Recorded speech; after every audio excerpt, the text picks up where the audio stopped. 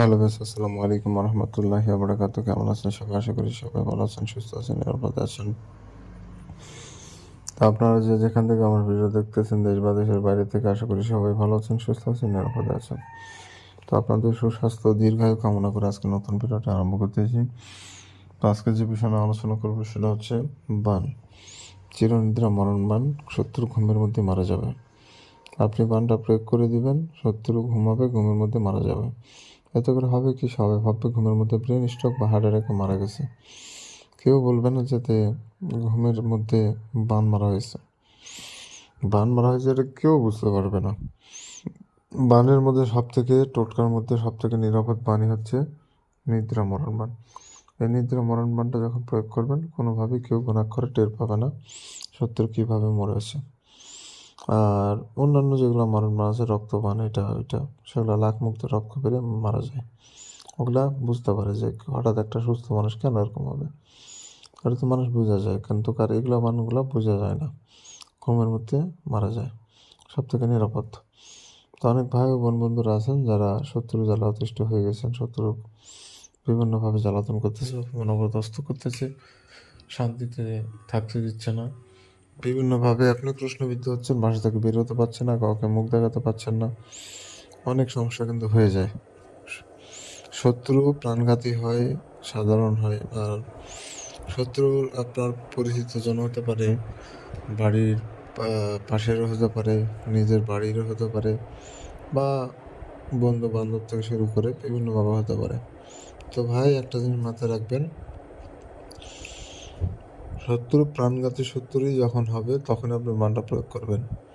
ছোটোখাটো বিষয় নিয়ে যখন ঝামেলা, এগুলা বিষয়ে যখন বান মারতে যাবেন তখন কিন্তু কাজ করবে না। যাকে না মারলেই না, আবার বেঁচে থাকলে আপনার ক্ষতি হয়ে যাবে, এমন অবস্থায় যদি পড়ে থাকেন তাহলে বানটা প্রয়োগ করবেন। তাছাড়া ভালো মানুষের ওপর প্রয়োগ করতে যাবেন না, এতে করে কাজ হবে না, উল্টো আপনার ক্ষতি হবে। তো বিষয়টা মাথায় রাখবেন। তো এভাবে করে মূলত আপনাকে কাজ করতে হবে। আর যারা আমার চ্যানেলে নতুন, অনুমতি নেবেন, যারা চ্যানেলটা সাবস্ক্রাইব করবেন, কমেন্টের নাম লিখবেন, অনুমতি পেয়ে যাবেন।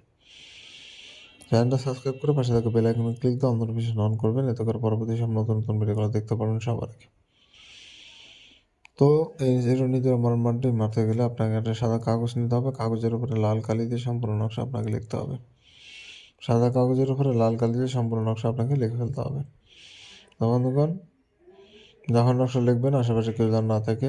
দিনটা হতে হবে সোমবার অথবা মঙ্গলবার। সোমবার মঙ্গলবার এই দুই দিনে যে কোনো একদিনে নকশা লিখতে পারবেন। এই দুই দিনের বাইরে অন্য কোনো দিনে নকশা যদি কাজ করেন, নকশা কাজ করবে না।